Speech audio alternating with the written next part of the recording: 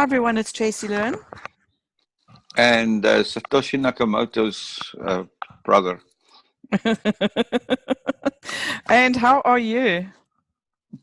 I'm good. People are telling me to stop the Satoshi jokes, so maybe I should stop them. Yes. But in the meantime, let's not stop the Bitcoin price. It's looking so strong, 3,373. Yes. And by the way, welcome to the Bitcoin News Review. The price is doing a sideways shuffle now at 3,350. And it's absolutely amazing how these prices have absolutely skyrocketed in the last few days. They have indeed. And, I was just actually looking at the prices now for the last month, and they have actually grown by $1,000. Bitcoin has grown by $1,000 in 1 month. That's amazing. That is close to a 30% growth. That's amazing. It is incredible. And let's just have a look at Ethereum. So Ethereum yesterday just went over the $300 mark again, and but settling on this $297 at the moment. Also kind of doing a bit of a sideways.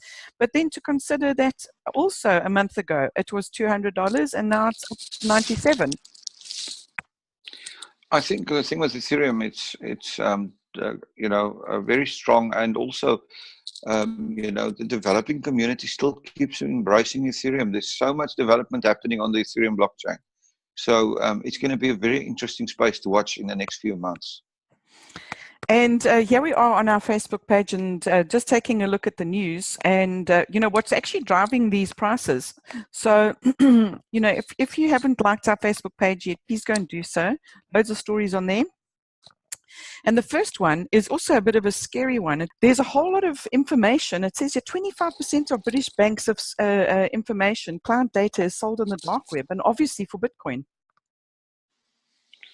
Well, the thing is, the story is not the major issue that people should be concerned around. It's not what people are getting for the information.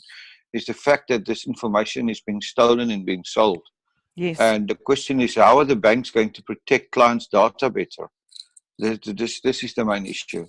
And, it's scary that you think you've got information lying out around the bank. It's probably lying around in some dark website as well. That is really scary. And actually, as this quote says over here, some things in life just have to stay private. And that's got to say that your data has got to stay your data. Exactly. And that's why something like the Bitvault, the world's first crypto communicator, and it's a very secure banking device, is going to, it's already taking off in the market. So something to look at. Now, there's a lot of spin-offs and a lot of development and a lot of opportunities that the digital economy brings. And one of them is actually peer-to-peer lending. Yes, as we have digital currencies growing, the biggest market that grow would be the lending markets. So, very interesting. And it actually says here in the UK that the data shows that over £1.8 billion was lent in the first half of 2017. So, and that's just 9 platforms that make up this index. So it's definitely growing. It's growing at a rapid pace, and in the crypto space, it will grow even faster. Vault was introduced to the fintech community. And very well accepted at that. There's so much interest in the Bitvault, and applications that are being developed at the moment on the Bitvault App Store. It's going to be an interesting space. So watch this space. Most definitely. And there's a lot of work that's going on in India with regards digital currency and regulating it and everything. And they just say that they're pretty close to finishing it up. The rule that they're going to propose. Well, the Indians have been struggling with the way to regulate cryptocurrencies. There's a lot of investment schemes and stuff going on in India in cryptocurrency. So it's interesting to see what regulations they come up with. And Africa's, there's a lot of talk about Africa because there's many unbanked people here in Africa.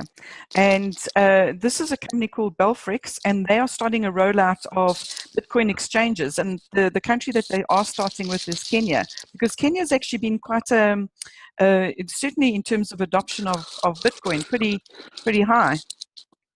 Yeah, and also in terms of adoption of all kinds of payment systems and stuff, there's many things running in Kenya. So interesting. Yeah, they're talking about Nigeria, Ghana, and Botswana is going to also follow on the footsteps of Kenya. So one of the other things about what is driving this Bitcoin price, and one of the things is, which is very, very important, is consumer adoption. The importance of consumer adoption is, of course, that it gives the currency a use. And, if a currency is just driven by speculation and nobody uses it, it becomes useless. So it's a very important driver of the price, consumer adoption and use by consumers.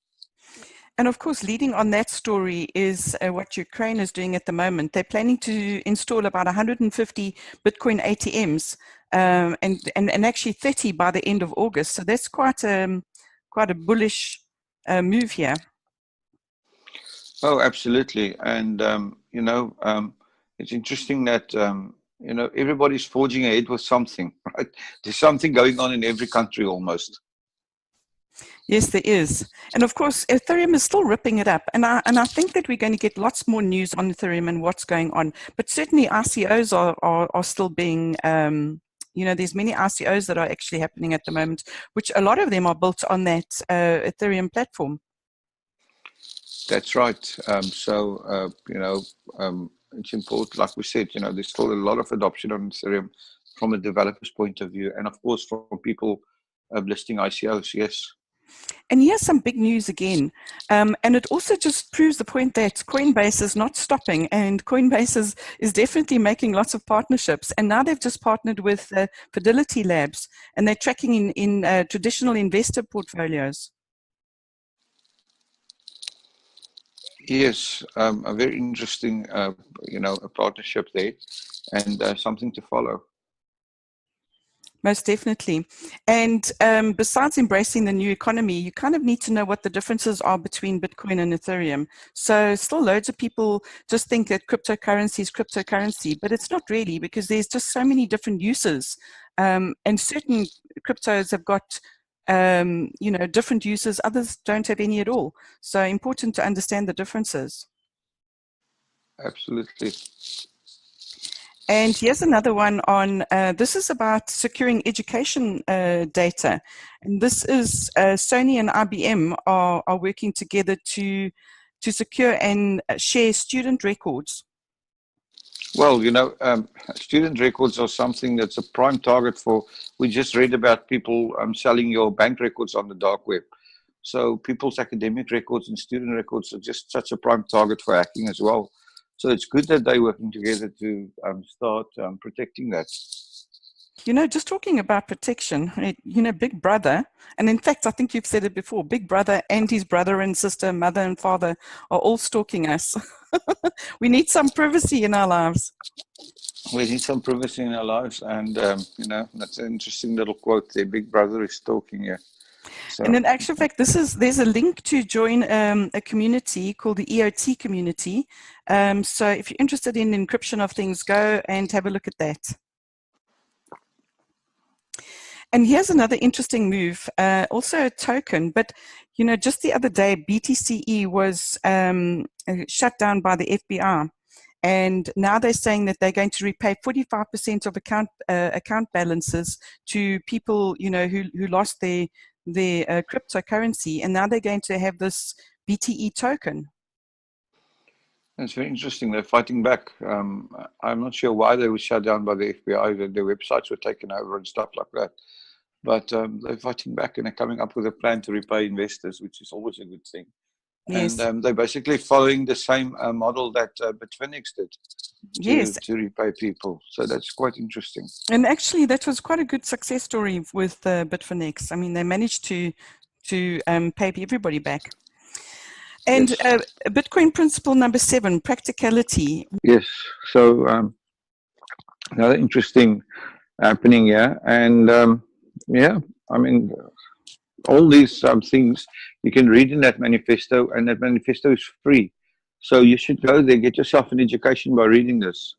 But I'm just looking at this next story about the HBO hackers, the hackers that demand over $6 million in Bitcoin not to release files. What files So, are these? Game of Thrones.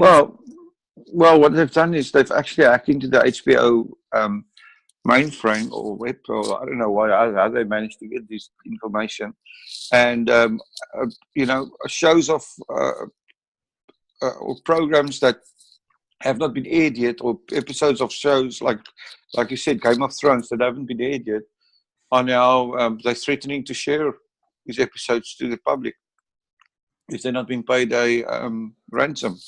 So obviously this is horrible for HBO. So I'm not sure what's going to happen, but $6 million is not a small ransom. No, I mean, that's quite scary. In fact, very scary. And another thing that's actually happening, Venezuela's also been through some hard times.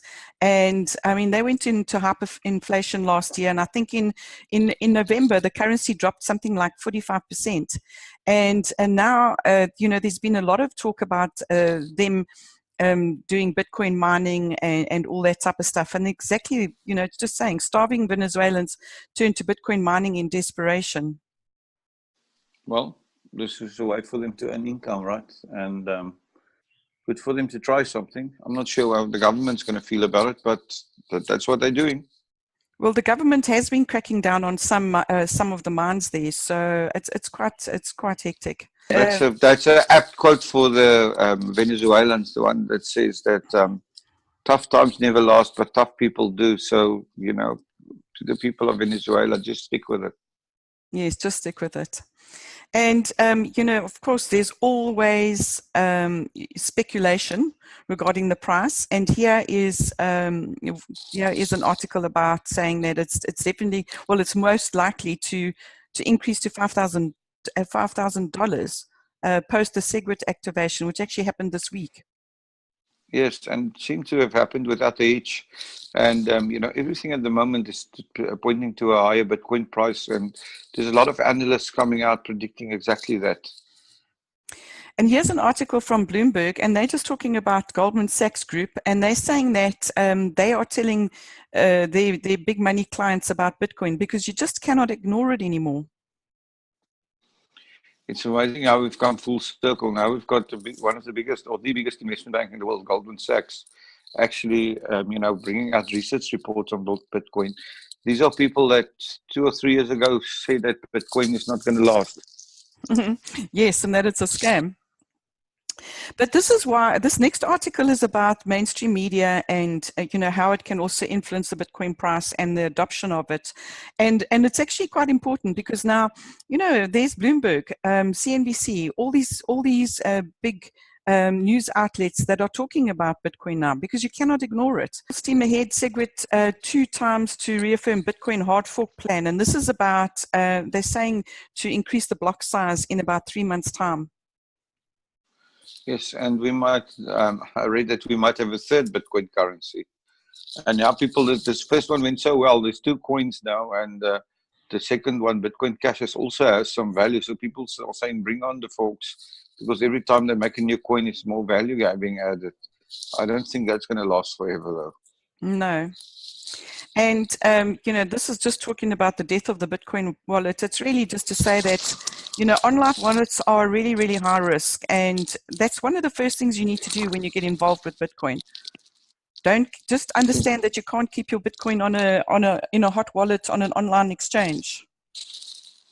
Yeah, absolutely. You've got to be careful and make sure that you've got control of your private keys. And here's got an interesting startup, and it's actually in South Africa's Stellenbosch University. And what they've done is they've started up this company, and they're offering free bitcoins for everybody to police media piracy. Yeah, this is basically almost like rent a crowd to police something and giving them a reward if they It's an old concept now being used in this area. And yeah, this is actually an article, not an article, some links to from another page that we just shared. And it's really about, you know, if you are interested in developing cryptocurrency and getting involved in a development team, or you know somebody who is, you know, just take a look at this. So what is this? Encryption of things. What is join the conversation? It's a conversation in Slack, something new. Kind of talk to like-minded Oh, people. so the guys have started a Slack conversation. Well, that's a very interesting thing to join. Yeah, they've started a Slack conversation. And in actual fact, in Slack, you can have many conversations about ICOs or whatever, you know, and just talk to like-minded people. And that's the Well, news. come join there and come talk to us about what's happening. Yes, and that's the news for today. That's the news for today. So thank you very much. Thank you. And before you go, please remember to subscribe to our YouTube channel, like our Facebook page, and do leave us a comment. Ciao, ciao. Cheerio.